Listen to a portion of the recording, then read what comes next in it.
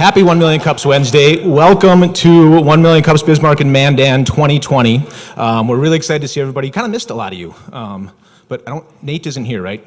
I didn't miss Nate at all, really, but oh, and he's not even here. Shoot. Okay. But yes, welcome to 1 Million Cups 2020. 2019 was a great year for us. That was our 6th year. We're now starting our 7th year in Bismarck and Mandan with 1 Million Cups. 2019, we had over 100 presenters at over 40 events, over 3,000 attendees, which was awesome. We had 3 dogs. There were dogs here at different times. And probably 25,472 cups of coffee. So really good year. We're hoping to make 2020 even better, and we really appreciate everybody showing up.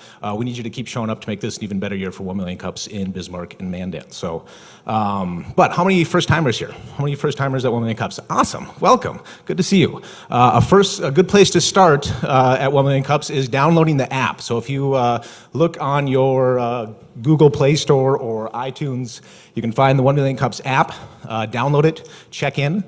This allows us to track who's coming, who's going, gives us some good data to work with. Also gives you a great tool to keep up to date on the goings-ons with 1 Million Cups in Bismarck and Mandan. Next up, we have to thank our sponsors. So 1 Million Cups is organized by a mostly volunteer team, but we do have some expenses, the coffee, renting this facility, other odds and ends things. So these sponsors help us to pay for those things. If you see anybody from these organizations, give them a big thank you, maybe even a hug.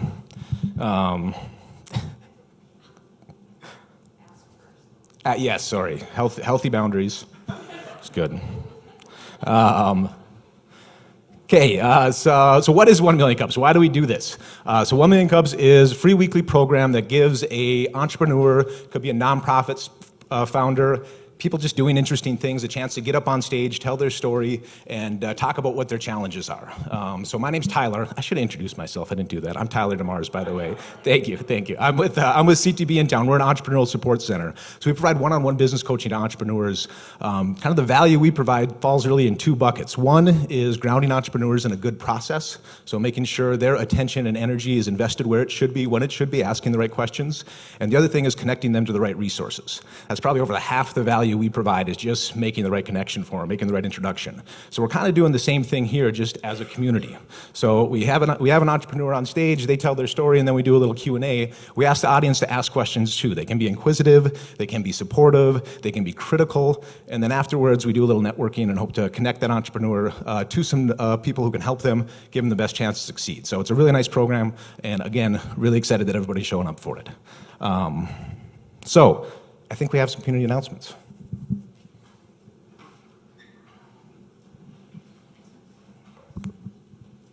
Hey everybody, Kate from the Downtowners here. We have our next Bismarck Beacon Plugged In event January 31st. So this is an event for new people in the community, or if you have new employees, people who are looking to get socially plugged into Bismarck. It's not about work stuff, it's about fun stuff. So we're talking about beanbag leagues, we're talking about indoor golf, we're talking about all the fun things you can do in Bismarck here, help you find that social network. It's free, we'll have breakfast, and you'll hear from 6 new organizations from our previous Bismarck Beacon Plugged In event. So it's really fun. You can go to Eventbrite, log in and register, tell a friend. It's really cold here. And if you're new to the community and you're just sitting in your sad apartment, I mean, you need some love. So tell them to come, hang out, find some awesome things to do in the community. You can register on Eventbrite. Thanks. Hi, I am Mandy B. Anderson with Rama Team Coaching and Consulting, and we have our first masterclass of 2020 coming up next week. It's called He Said, She Said. Don't you just love that photo of my business partner? And that's my husband. And this is not a staged photo. This is us actually trying to figure out how to do like the team, go team thing. And our photographer caught this moment, which is great because when it comes to connecting better with the people you live and work with, you often don't understand your body language and how that is affecting the people around you. And so this class, He Said, She Said, is a master class on conflict resolution, communication. It is for everybody, men, women, busy professionals, growth-minded people who really want to learn how to get better at connecting with everybody that they work with. It's happening next Tuesday, January 14th from 10 a.m. to 11:30 a.m. at our office, and tickets are on sale at ramateam.com.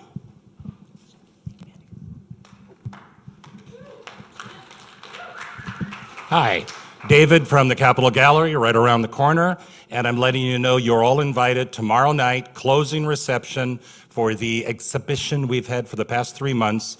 Jessica Wachter, local abstract artist, paired with Kent Burkhardsmeyer, exquisite photographer, who's sitting right over here. Tomorrow at 5:30, join us in the Capitol Gallery. We have wine and other goodies too, but it's the last chance to see this show before it comes down this weekend, so you are invited. And for anyone new to 1 Million Cups, if there is a community announcement that you have, an event that's relevant to entrepreneurs or a community building event, please feel free to reach out to us and get us a slide, and we'll get it up here for you and let you make that announcement here every Wednesday morning. That's available to you. So one thing before we get started, I mentioned this is organized by a volunteer group. This is a really nice facility that we have. We love this space, but it's a nonprofit community theater, so their tech equipment up there is questionable sometimes, and we have an awesome team that has to work equal parts art and science in providing the AV support for us. And Adam and Jaden, let's give them a hand this morning. Adam and Jaden, thank you guys. We had some issues to troubleshoot this morning, and there were more artists than technicians, but they got it all together. So thank you, fellas. All right, so without further ado, we have some incredible entrepreneurs and artists to present today. Our first presenter is Shane Balkowitsch, and we have a video that'll do a much better job of presenting his work than I could. So.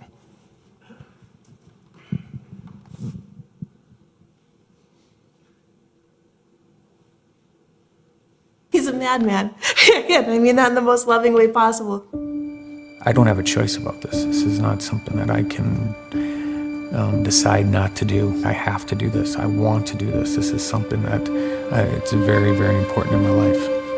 Load it together after I do a final focus here. I'm with you. Okay, because it's too long. Yep. Your passion is what drives you. And it's that enthusiasm that gets everybody going and gets everybody fired up. You cannot move. You need to hold it. Lady Liberty, I know you're my warrior, so you're gonna be good. You gotta tell him. The hatchet! The hatchet stays there! 3, 2, 1, go!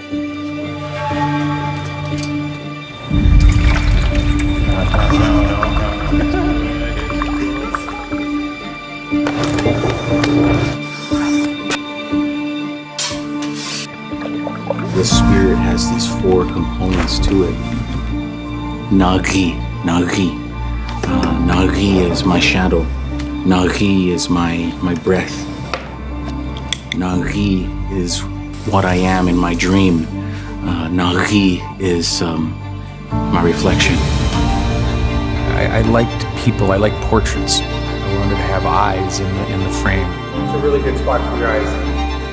I never owned a camera. I mean, obviously I had a phone and that had a camera on it. So my first photograph that I ever took intently in any kind of artistic sense was my wet plate camera. And I made my first plate on October 4th, 2012. Exposure's right. That's awesome.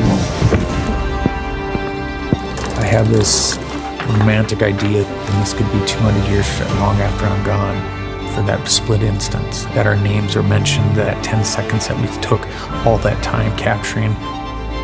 For one moment, me and my sitter are alive again.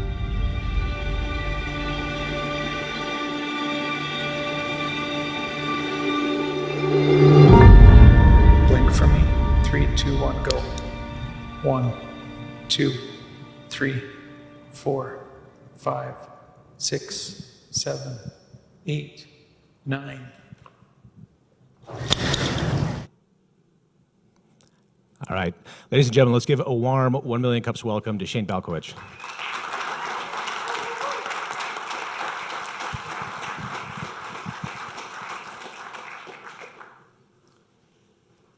Thanks everyone for coming out today. My name is Shane Balkowitsch. I'm an entrepreneur here in Bismarck. My mom and I founded Balkowitsch Enterprises nearly 22 years ago. We have a business right south of the university out there. and we've been there for 15 years. So I know you guys talk about entrepreneurs and stuff, but at some point in my life, I became an artist, and it happened back in October of 2012.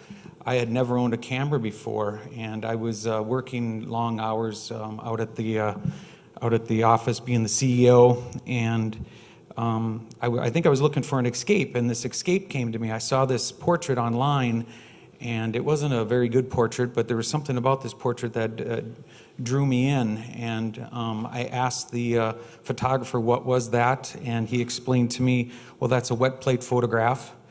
And right away I got on Google and started looking into what that all entailed, and here's this archaic process that nobody practices anymore. It turns out there's less than 1,000 of us in the world that actually do this photographic process from 1848. So I said to Paul, was his name, I said, well, I'd like to do that. And he says, well, Shane, are you a photographer? And I said, no, I don't even own a camera. And he said, well, I've been a photographer for 20 years and I can't figure this out. There's no way that someone without any photographic background is ever going to figure out this process. And within 45 days of that conversation, I had this camera built for me, got my chemicals together, got my darkroom together, and I made my first exposure of my brother Chad. So that started me on this this creative journey. So I went 44 years of my life without having any way of expressing myself. I had always hired artists in my life to do different things for me, but I can't draw, I can't paint, I'm not a poet. I actually have no talent. So when this came about, it seemed, you can laugh, but it's true. When this came about, it seemed like I was given a gift. So in that October 4th, 2012, so over 7 years I've been doing this. Last week I made my 3,419th plate in the process. I have a little bit about my work. I've got over 20 archives around the world that have actually archiving my work. My wet plate of Evander Holyfield is at the Smithsonian in their portrait gallery. I just got a portrait of Greta Thunberg, the Swedish environmentalist. I was just arrived at the Library of Congress about 2 weeks ago. So, and I have about 500 and some plates at the Historical Society of North Dakota. So what's cool about that is when I donate these plates, and this is all given, I don't charge for any of these plates that I donate to these archives. When I donate those plates to the Historical Society of North Dakota, I sign a waiver that essentially gifts my work to the state of North Dakota. So essentially, every time I take a plate up to the Historical Society at the Heritage Center, you guys are becoming owners of those plates as well. So that's always a nice thought, and it means a lot to me. So for me to be able to create and do the things that I do, it's just an amazing thing for me. We also do yearly collaborations. We've done 4 of them so far, and we get about 50 people. It takes us about 8 months of planning to do these different works. You can see one of them behind the Toasted Frog. Murderous Gulch is behind the Toasted Frog, blown up 12 feet. We also have one on David's gallery as well, Liberty Trudges Through Injustice. So it's all about bringing artists together, community together, people together for no other reason than the love of the arts. So the arts are very important. It just took me 44 years of my life to figure that out. My big project that I'm working on, what I consider my life's work, is my Native American series. I think you saw some of that in the trailer there, some of the images. So it's called Northern Plains Native Americans, a modern wet plate perspective. I had the opportunity to capture Ernie LaPointe, the great-grandson of Sitting Bull, here in Bismarck, North Dakota, in the wet plate process using this camera. I had found out that Orlando Scott Goff in the 1880s had captured Sitting Bull's very first portrait, the first ever portrait ever taken of the man here in Bismarck, North Dakota. The Blockhouse building right across from Zimmerman's Liquidation Center, he had his studio on the 3rd floor of there. So 135 years after Goff captured Sitting Bull, I captured Sitting Bull's great-grandson, Ernie LaPointe, and that was plate 1 for this series. Up to that point, I didn't really realize. I was just kind of playing and having family members out and friends out and stuff.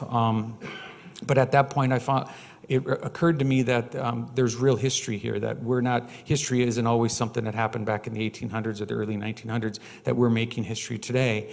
And when I make these wet plates, and these wet plates will be here 1,000 years from now unbroken, you get that kind of perspective. So I've made 387 plates so far for my series over the last 5 years. All of them are at the Historical Society. My first book just came out this last May. Volume 1, my goal is to shoot 1,000 plates over the next 15 years, is about the estimate that it's going to take at this rate. I also built the first natural light wet plate studio in the country in the last 100 years. It's in my backyard, so I have this cornerstone where people can come and create with me. It was this, we need to go back to my Greta portrait real quick here before my 8 minutes is up. Is my 8 minutes up yet? I got 1 minute left, okay. So it was these relationships that I was fostering with the Native American community that gave me the opportunity. Greta was coming to Standing Rock, and I thought immediately, well, this would be an awesome opportunity. I'd been following her for some months, and I made a phone call down to Standing Rock, and I said, if you can give me 15 minutes with Greta, I can get this portrait for all of us. And I got the call on Monday, October 9th, and I was told on October 10th, the following day, I was going to get my 15 minutes with Greta Thunberg. And that would not have occurred without this fostering of friendship and trust and everything that I have been doing with my friends all these previous years and months. So, that's famous last words. Can I have 15 minutes to take this hopefully iconic portrait of this very important young lady? And we were able to get 2 portraits done. The one is at, when I left her in Cervantes, I had promised her dad that I would not keep the original plates, that I would find appropriate archives for them. So the one is at the Library of Congress. It's called Standing for Us All. And I'm working right now getting that 12-foot blown up and installed here in downtown Bismarck as well for all of us in the community. And then the close-up portrait that I took of Greta, it's simply called Greta.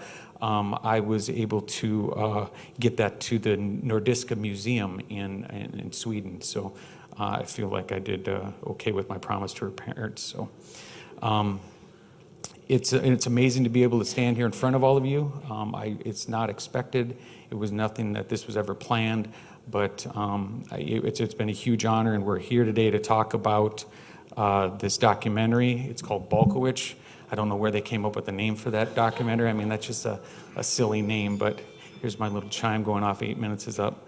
But I don't know how they came up with the name for the documentary, but they did. And it's an honor. Chelsey was a muse of mine many years before this, and it was that friendship as well. So I guess what I wanted my speech to talk about is how you foster these friendships and you work together and you meet people and you continue to have relationships with them, and you never know where they'll take us. And Greg came into my studio, and here we are with this documentary, and I'm very honored by it. It's a wonderful documentary. We're going to be at the Fargo Film Festival, so if you guys get a chance to go, that'd be great. So my 8 minutes is up. So.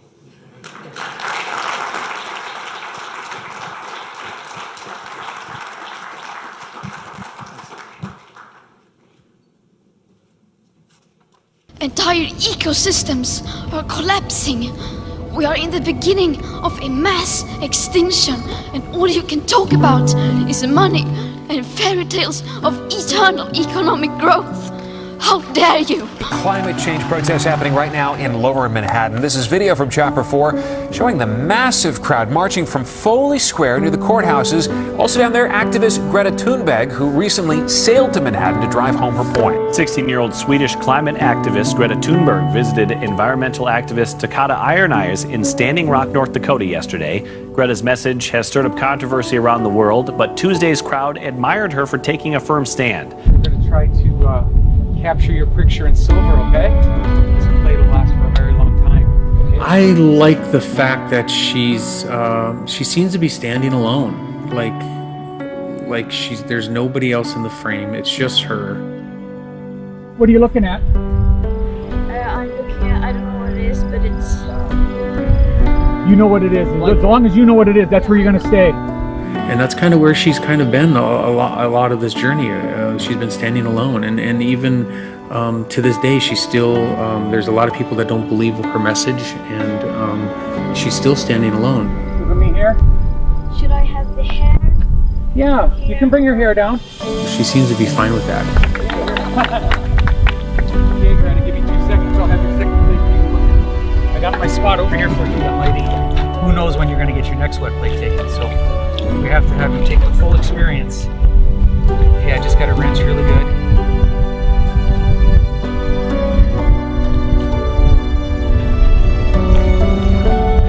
Okay, let me get the mixer. Yeah, I'll just throw it in here.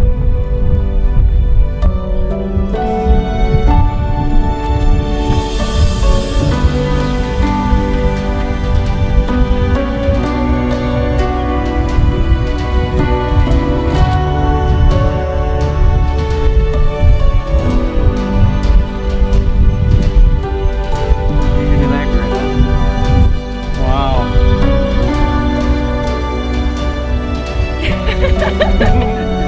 You can see the landscape in the back and the grass, and it just seems to be an environment that's conducive to her message as well.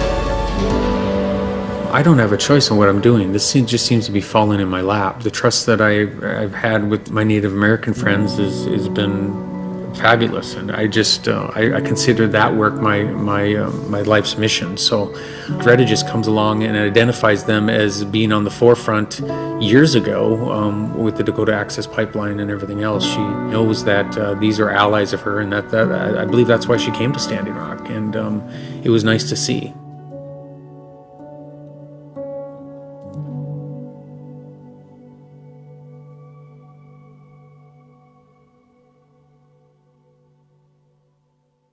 Right.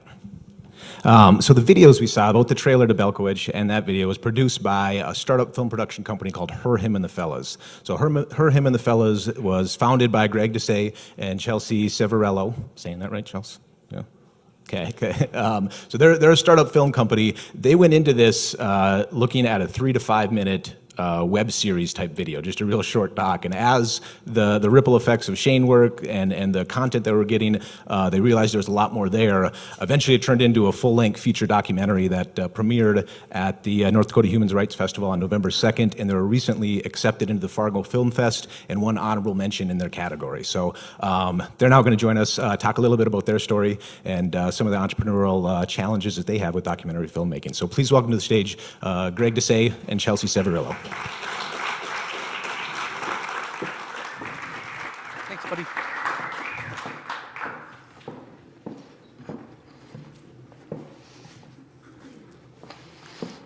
I feel like Tyler kind of covered our whole presentation right there. So, okay. So first off, I guess we just want to thank Tyler and the 1 Million Cups stage and all of you guys and everybody watching online for joining us and being interested in what we have to say today. And I know we're short on time, so I guess we'll just start kind of with how Greg and I met. So we've worked together the last 6 years in a creative environment, a corporate environment, kind of being creatives. Greg was a video producer, I was a photographer, graphic designer. And we also had partnered with a local nonprofit called Brave the Shave, if anybody's heard of that. And we had worked with them and done a couple videos and a commercial. And after that had gone on to Facebook and was actually pretty successful, it kind of fueled the fire, I guess, inside of us to do some more creative work outside of our corporate environment, things that we kind of had control over a little bit. So we started throwing around the idea of having this short web series. He was pretty into, what was it, the NPR Tiny Desk concert. Oh, yeah. And they're little mini web series concerts that were like 3 to 5 minutes. So we kind of thought it would be cool to do a local one, kind of highlighting local bands and artists around North Dakota. So we sat down, brainstormed, made a logo, and called it the Rough Rider Record Review. And so we started talking about who the local talents that we knew were, and Shane's name kind of came to the top of the list because, like he said, I had shot with him multiple times kind of when he first started. So we knew that he was really passionate and he kind of had a unique story, and it wasn't something that everyone does or knows about. So we thought he would be kind of a good first subject. So that weekend we went out and went to the studio and I introduced Greg and Shane. Yeah, and so that was the first time I met Shane, and I had seen some of his work on Facebook, just like everyone else kind of had. It gets passed around quite a bit, and his imagery is really pretty fantastic. When I met Shane, I was really drawn in instantly by his passion and his energy, and his kind of willingness just to be, how he opens up the studio to you and how he explained the process. That was the first day I met him, and he took my portrait in order to kind of show me what the process was. I didn't know much about the wet plate collodion process going into it. And just the way Shane kind of articulates how the process is, and he takes a really romantic kind of approach to how he sees it, and it's something that's pretty inspiring. The other cool thing with Shane is I saw a lot of parallels with myself and him. He started this process late in life, like he had mentioned, and this is something I've wanted to make a film for 20 years. I was turning 40 when we started this project. And to kind of see Shane do it and just kind of go full force and not be afraid, he's been a really good mentor in that regard. So like, that's been really pretty cool. By the end of our meeting, we pitched him the short that we wanted to do with him, and he was super excited for us that we were just kind of doing a creative outlet. He was all on board, and he was ready to go with it. So after our first interview with Shane, which was like close to 4 hours long, we realized that this wasn't going to be a 3 to 5 minute piece. We made the decision at that point to interview more people and have others kind of share the story with Shane too. And he introduced us to so many cool people along the way, and so many people that were excited to kind of tell Shane's story.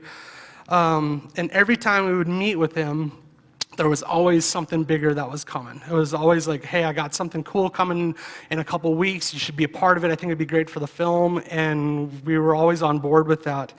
And it kind of really sparked this sort of organic approach to filmmaking, which was kind of cool. Normally, a lot of this stuff's figured out in pre-production. You kind of know what you're going to do. And we had that approach of a 3 to 5 minute film, and didn't do probably the necessary pre-production to kind of go into a project like this, but it was an organic way to tell a story and pretty exciting. So we finished our first rough cut. So our first shoot was May of 2018. We finished our first rough cut in July of 2019. And the 3 to 5 minute film was 70 minutes long. And we were like, okay, we're gonna do a feature, I guess. So we knew that we had to tighten it up a little bit. So we opened it up to a focus group, and we reached out to filmmaking friends and people that aren't filmmakers just to try to get different opinions and ideas. And we got such awesome feedback from people, and just really good ideas to cut the story down, but actually give a little bit more depth to the story. And so we had a Sundance deadline that we were targeting in August of 2019. And we met our deadline, and the film was now at 55 minutes. But then, so at that point, we submitted our film to festivals throughout the country, and it was a locked picture. And then we get a phone call from Shane saying that Greta's gonna be here tomorrow, and I might get 15 minutes with her. And we're like, but our film's done. What are we gonna do about this? Unfortunately, Chelsey and I weren't actually able to make it that next day. We had other work obligations, and it just didn't work out for us. But later that night, we started seeing pictures kind of come online, behind-the-scenes photos of the shoot, and we noticed a fellow filmmaker friend, Jim Cambites, was there with his video camera working on behalf of Standing Rock. And so we reached out to him and said, hey, would you be willing to share that footage with us? And right away, it was just an absolutely whatever it takes to help your film. And that's the kind of cool support that we've noticed since starting this project around Bismarck-Mandan area, is that there's a lot of people that are willing to kind of help out and just kind of support these projects. And it's been really, really cool and inspiring. So we put the edit together, we made it work. It's now a 58-minute film, and we resubmitted to all the festivals, and so far we're doing pretty good. We're getting into some local festivals, and we've had such great support through that, so that's been great. Yeah, so like Greg said, we're definitely learning as we go with this. Oh, went too far. So we're a two-person team, and neither of us have ever made a movie before, and with it going from 3 to 5 minutes to 70 minutes, everything has definitely kind of just been learning day by day. So like he said, minus the Greta footage, everything else has been shot and edited by us, and I know there's some filmmakers out there that kind of understand all the processes that go into it and all the responsibilities, but for those of you that don't know, you have to conduct the interviews, set everything up, transcribe the interviews, pick out what clips from those interviews that you want to kind of build your narrative of the story, find B-roll coverage for everything, color correct it, mix, master audio, find music beds to go with everything. And that's just part of it. That's not everything. And we had hundreds of hours of footage from all the shoots we've done with Shane. So that was just the film side. We also have the marketing side. So we were also trying to start this as like a side business and a production company too. So we had to start marketing the film as we went along and kind of like build momentum with it. And we were also working full-time jobs, so we're creating our logo, our website, our social media accounts, YouTube. We have to create content to push out to all of those accounts. We had a press kit, marketing material. We screen printed our own t-shirts. Like, there's so much stuff that's happened trying to go through all of this to get it out there to the public. And in a normal production company or any film with a budget, really, like all of these jobs would be across multiple people. And we didn't have a budget, so we had zero. So it was really challenging for us trying to wear all of those hats while also having our full-time jobs.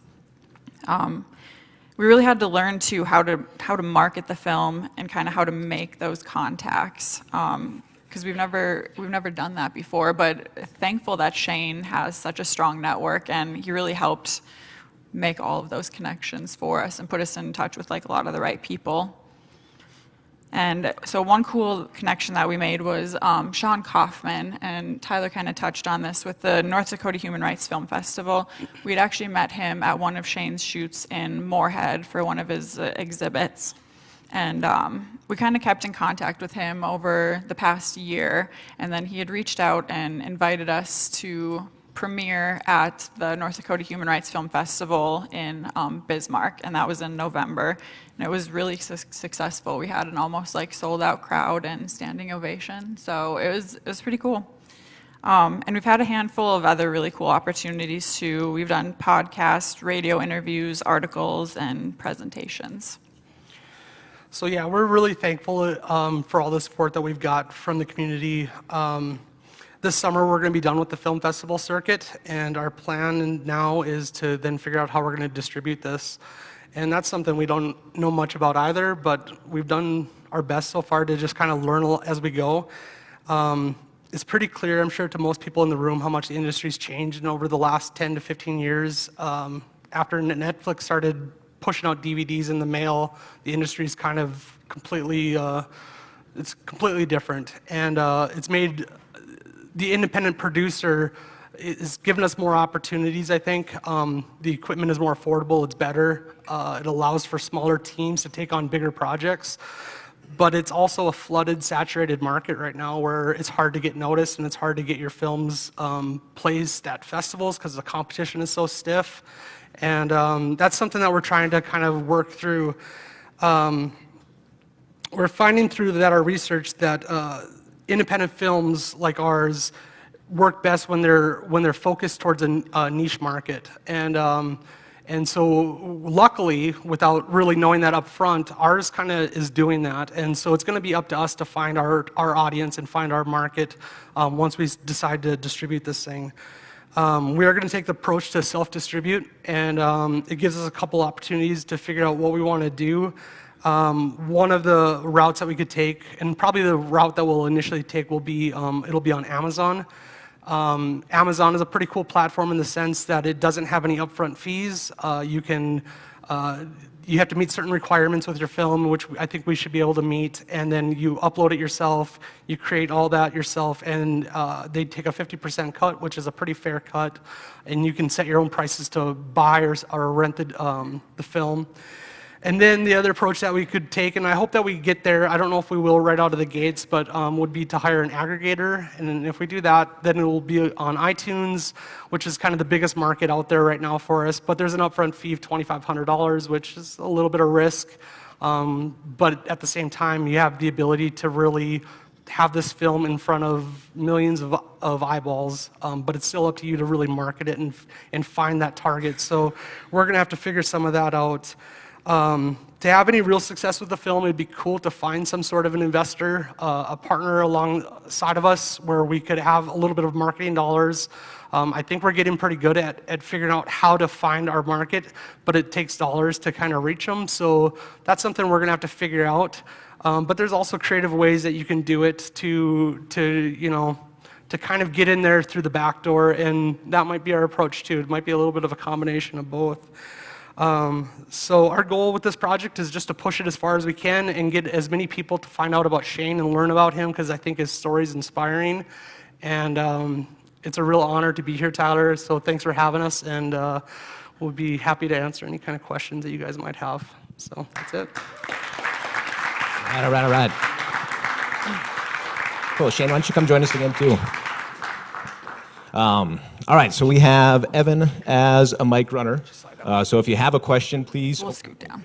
If you have a question, please raise your hand, and Evan will get a mic in your hand. If you're a little mic shy, you can go on Facebook or Twitter using the hashtag 1MCND. We have Kirsten on social media, and she'll ask the question for you. So I'll get us started. So Shane, you have a great sense of style. You really do. I like that. We got the hat that's kind of famous, and this vest too. Is there a story behind the hat that why that's always part of your work? When I first started taking pictures, I had this $3 felt hat that I had bought off Amazon, and I don't know, I'd put it on a couple of times, and then people started asking me, well, where's the hat? Where's the hat? So this bowler hat became this iconic kind of logo for my little studio. So that's where the bowler hat came in. Incidentally, the bowler hat was invented by the Bowler brothers the same year that the wet plate collodion process was invented in 1848. So, but I found that out some months later. The vest that I wore today, I'm honoring a friend. A gentleman, Herb Fineday, brought his family. They drove 400 miles in from Minnesota last Friday to have their portraits taken for my Native American series. And upon leaving, he had, I'm going to stand up so I can see it again. Upon leaving, he had given me this, took this vest off his back and gave it to me. So these are the kind of magical things that happen in my studio, and they're unexpected, but that's the story behind the vest. And I said, I'd like to wear the vest. I have this special little talk on Wednesday. He says, well, it's your vest, wear it. Very cool. So Greg and Chelsey, you mentioned an organic approach to filmmaking, and you kind of went into this without any pre-production, without a storyboard to have something like that. Couple questions. One, I always ask two-part questions. I got to stop doing this. But how do you think the project would have been different if you went into it knowing you were going into a feature-length documentary? And would you do it this way again? Do you think? No, we wouldn't do it this way again. It was really cool doing it that way. Just kind of watching it grow, because we didn't realize the full story. I don't think right away. I mean, we went into it just wanting to highlight Shane doing wet plate, and just being an artist. Just as an artist, yeah. I mean, that's kind of... And we didn't really, we didn't have a focus on the actual, big picture, the story. So I don't think it would have been as cool, I guess. But at the same time, it was really, really stressful to, I mean, we thought we were wrapped probably 7 times already, and it just kept going and going. So, I mean... Yeah, I think I agree with most of that. I think post-production became a little bit more complicated than it has to, because we were trying to figure out how all these cool sections of this film was going to be able to tie into a nice, tight story. And then finally, I think we just realized we named it Balkowitsch for a reason. I mean, to me, it's a biopic that really kind of highlights who this man is and what he's about and the work that he's doing and the good that he's doing with his artistry. So I think it would have been not as good of a film if we would have had the pre-production that normally would go into something like this. I think our approach worked well for us as first-time filmmakers and for what this story entailed. So I think it worked out pretty good. Janya. All right, so for you two, so you started out with a vision of these 3 to 5 minute films. You had a company name, you had a logo, really cute, little Teddy, and then this gentleman happened to you and you took a totally different direction, new logo, new company, a whole thing. Are you, now that you've gone this path, and I know you want to see this one through, are you going to come back to the original intent? Or is this your new shtick is the whole feature length? Do you want to take it? Sure. Okay. So I think we kind of have the Rough Rider record review just on the back burner right now. We both really like music and art, so it's always a possibility to do. I don't think it will ever be what it was originally, because we had originally talked about it being like a bi-weekly or a monthly, and I think we're going to run out of time to do that. But it would be, I mean, we're still going to keep him and the Fellas Productions kind of keep that, and then this would just be a part of that if we do go back to it at all. Question on the side over here. Hi there, Greg and Chelsey, right? You mentioned about getting funding and that. What is the level of funding you're looking for? What would you want for promoting the documentary? And then second part of it, have you considered crowdfunding, Kickstarter, Indiegogo, et cetera, since you are independent, is small, it seems very likely to fit into that genre of fundraising. Yeah, so we launched a GoFundMe account, I think in May or June of 2019, and we were able to raise around $2,500 at that point, which was really helpful because that allowed us to submit to all these festivals that we submitted to. We spent probably over $1,000 roughly to submit to festivals, and so there's all these costs that kind of come with just kind of the distribution side of the film. So we started that. We haven't plugged it very hard. We just kind of put it out there. I think Chelsey and I aren't the best at just saying, give us money, please. It's hard to do that. And from an investment side, the more money, the better, obviously, because you can just get a farther reach. But I think like if there was like a $10,000 to $15,000 investment, that would open up the doors for us to really start to begin to find an audience.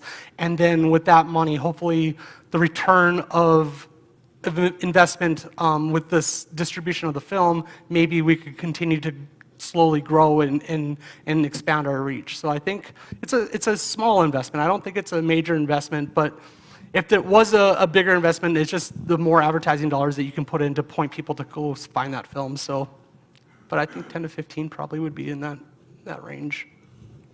I've got a question for Shane. As a longtime entrepreneur yourself, talk a little bit about the transition into this artistry. That's a really compelling story, and what I assume you're still minding that store as well, or kind of how are you making the two work? Well, that's how I pay for this fiasco. So, yeah, I still Bonnie, my wife's in the audience today. We still have a 6-year-old at home, so our youngest is 6. So I have to keep my eye on the ball. At being the CEO, but what it has done for me, it's given me a little bit of a break from the rigors of online sales, which I don't know if you guys know, was rather demanding and is constantly changing and is at a pace that can break your neck very easily. So for me, doing that for 22 years, it just seemed like this came at the right time for me, that this creative outlet. And in fact, when I built my studio 2 years ago, upon completion of that studio, I decided I was not going to work any Fridays any longer. So Fridays is my creative day. So I get up with the wife and the kids and get them off to school, and then I walk down to the studio, and I'm booked about 7 months out for my Friday sessions. So that's what I do, and it's just been just an amazing thing to be able to have a 4-day work week and to be able to create on a given day every week. Oh, quick question too. I guess you're all creative. You're collaborating on this. I'd imagine as you're building this out, especially when you're taking film and not knowing where it fits in the story, what were the most significant pain points, Chelsey and Greg, between you? But also, did you have any input into the creative process, or did you just give them agency to take it and run with it? For me, when they invited me over to Greg's house to see the film for the first time, see, I didn't know what was in the can. I mean, I just know that my friends were following me around, and it was kind of unique. Because I can be honest with you, I saw the film, and I remember the moments in time that these things happened in my life as they were capturing them. But they're friends of mine, and they were out so often with me. And it was just, I didn't even know many of the times in the film, if you get to watch the film, and you should really see the film. I didn't know that the camera was there. I knew that Chelsey may have been in the room or Greg may have been in the room, but I didn't know any of these moments of my life were being captured in film. So it was really kind of shocking for me to watch myself. I remember those times occurring, but it wasn't like Greg goes, okay, go, or, there was no take, or it was a continuous kind of, everything that I was doing was being filmed. And after a certain amount of time, you just forget about the cameras and the fact that it wasn't like they were strangers anyway. So they were my friends. So, and I have friends. You can come out to my studio any given Friday, and I invite any of you to come to my studio on a Friday. Just let me know. Anyone can show up because I have an open door policy. So they're just hanging out, and they just happen to have a camera with them. So I didn't know any of this footage was being captured. So when I saw the film for the first time, it was very, very, very, very strange. I like that plug. It's a strange film, you guys. So I have a question for Shane. Shane, it's Mike Seminary. A wonderful job, everyone, today. Shane, many people might not know, and many of them probably would appreciate hearing some of this. Your education has nothing to do with what you do for a living. And so your story of how you transitioned from what you went to school for into online sales, which is very entrepreneurial, that part of that life story of yours might be of great interest to entrepreneurs in the room. Would you mind sharing any of that with us? Thanks, Mike. It's nice to see you today. And Mike's been to my studio many times. What he's alluding to is that I'm an oncology nurse by trade. I was the charge nurse of a 17-bed oncology unit here at Med Center 1.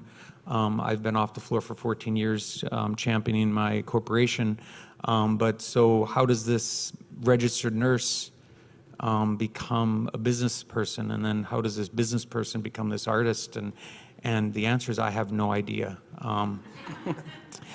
This is not scripted. This is not something that was expected. I think I explained a little bit of that earlier. But I guess what we can all learn from that is that you never have to be pigeonholed in life. You never have to, this is what I'm going to do for the rest of my life. And, what I've done at the company, I've given talks out at the university a few times, and I have students from both the university and the junior college, 6 classes every year come to my studio now. But I used to give talks to the business school out at the university, and you don't have to continue with this the same thing. And the corporate life was, I always thought that was my identity. And if you ask my mom or my wife or people that work for me or people in my family, they would say, well, Shane, he would die without this business. And I think at some point in my life that was true. But then this creative outlet came to me, and I can honestly sit here with you today and tell you I've done some wonderful things in business. I've been very successful, very fortunate. But what I do in my creative life is so much more special to me personally as a human being, and the lives that I'm able to catch. And I've found the fault. I know we're talking about business today too, but I found the fault in some of this corporate stuff and some of this consumerism and some of this things that we're all locked into. And it allows me to do what I do, but nothing compares to what I do with my camera. Question, Joel. Thank you, Shane, Greg, and Chelsey. Great presentation, a beautiful work. And as a fellow artist, I know how much work that takes. And so to be at the point to where now you can share it is a really cool thing. I noticed the subtitle on the movie poster is An Artist's Journey to Preserve Humanity. And I think that's one of the coolest things about this work is that in a lot of visual media, we kind of lose touch with who people are and what's really going on. And I think this work is cool in that way that we're not only seeing Shane in a really clear way, but we're seeing these people that he's taking photographs of in a kind of timeless way. Throughout the process, this is for Greg and Chelsey, you got in over your heads pretty quickly. What things did you take out of it that you really were not expecting? Maybe not even as filmmakers, but just as people and friends of Shane. So the one thing that I took away is, and I said it in the presentation, is just how much support there actually is here. Anyone that we ever reached out to ask for help or questions or just to kind of vent frustrations or whatever the case may be, it could be our friends and our family or it could be people that we've met through Shane, has been just extremely supportive. And without that, I think that would make this really challenging.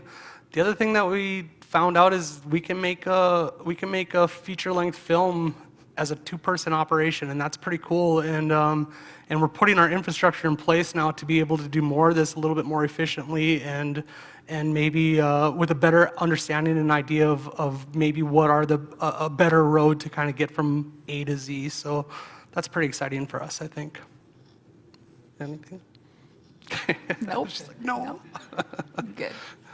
I did get a chance to see the film. I was privy to it, which was very nice. It's excellent. It's incredible. And Joel, you brought up the authenticity of it, I think, came up a number of times. And I didn't realize Shane telling the story of how he didn't know the camera was in the room a lot of times. He thought you guys were just there hanging out. But you can see that in the film, that it's very authentic. I think that is the coolest part about your skills as storytellers was how you felt like you were in the room in those photo shoots and with those sitters that Shane was photographing. So it was an incredible film. But where can we see it next? If some people in the room want to see this film, where are there options?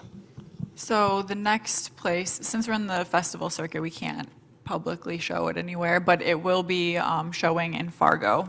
We don't know the exact date that it's going to be programmed yet, but it's somewhere between March 17th and the 21st is the festival time. And Greg, you said after applying for festivals that is closed. What does that mean? So after we're done, our last festival that we'll find out from will be Seattle International Film Festival, and that'll be in May.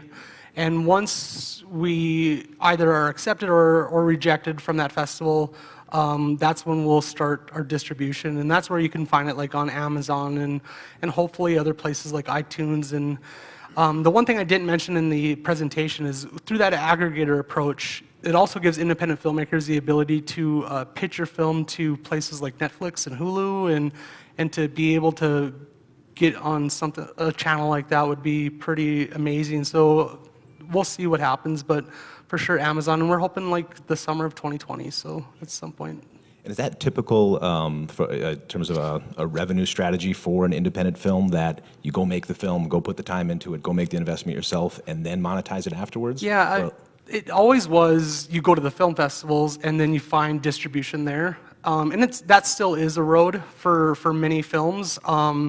But the majority is you have to wear a lot of hats, and you have to be an entrepreneur, and you have to be a little bit of a business person and an artist in order to get your film seen these days, because the market is so flooded.